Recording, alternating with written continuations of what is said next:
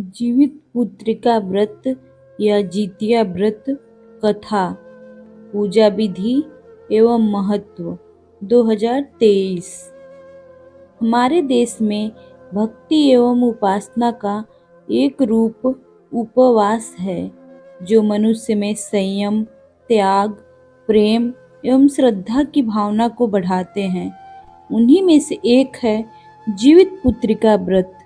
यह व्रत संतान की मंगल कामना के लिए किया जाता है। यह व्रत माताएं रखती हैं। जीवित पुत्रिका व्रत निर्जला किया जाता है, जिसमें पूरा दिन एवं रात पानी नहीं पिया जाता। इसे 3 दिन तक मनाया जाता है। संतान की सुरक्षा के लिए इस व्रत को सबसे अधिक महत्व दिया जाता है।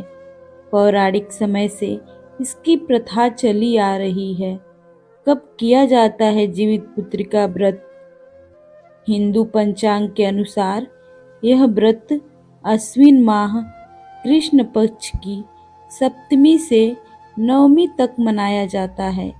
इस निर्जला व्रत को विवाहित माताएं अपनी संतान की सुरक्षा के लिए करती हैं।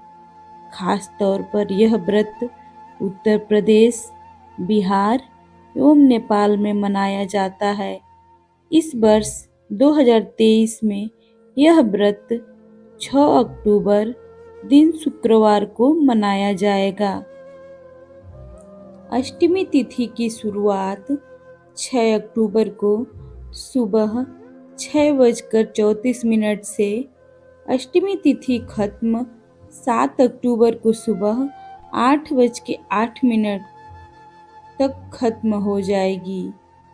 जीवित पुत्रिका व्रत पूजा विधि। यह व्रत 3 दिन किया जाता है। तीनों दिन व्रत की विधि अलग अलग होती है। पहला दिन नहाई खाई। यह दिन जीवित पुत्रिका व्रत का पहला दिन कहलाता है। इस दिन से व्रत शुरू होता है। इस दिन महिलाएं नहाने के बाद एक बार भोजन लेती हैं, फिर दिन भर कुछ नहीं खाती। जितिया, यह जीवित पुत्रिका व्रत का दूसरा दिन होता है। इस दिन महिलाएं निर्जला व्रत करती हैं। यह दिन विशेष होता है। पारण, यह जीवित पुत्रिका व्रत का अंतिम दिन होता है। इस दिन कई लोग बहुत सी चीजें खाते हैं, लेकिन खास तौर पर इस दिन झोर भात, नौनी का साग एवं मड़ुआ की रोटी अथवा मरुआ की रोटी दिन के पहले भोजन में ली जाती है। सब जगह का अपना अलग अलग नियम होता है। उस नियम के अनुसार जितिया व्रत करते हैं। इस प्रकार जीवित पुत्रिका व्रत का यह 3 दिवसीय उपवास किया जाता है। यह नेपाल एवं बिहार में बड़े चाव से किया जाता है। जीवित पुत्रिका व्रत का महत्व। कहा जाता है कि एक बार एक जंगल में चील और लोमड़ी घूम रहे थे। तभी उन्होंने मनुष्य जाति को इस व्रत को विधि पूर्वक करते देखा एवं कथा सुनी। उस समय चील ने इस व्रत को बहुत ही श्रद्धा के साथ ध्यान पूर्वक देखा। वहीं लोमड़ी का ध्यान इस ओर बहुत कम था। चील के संतानों एवं उनकी संतानों को कभी कोई हानि नहीं पहुंची, लेकिन लोमड़ी की संतान जीवित नहीं बची।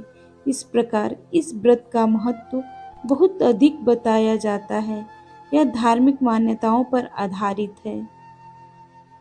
जीवित पुत्रिका व्रत कथा। यह कथा महाभारत काल से जुड़ी हुई है।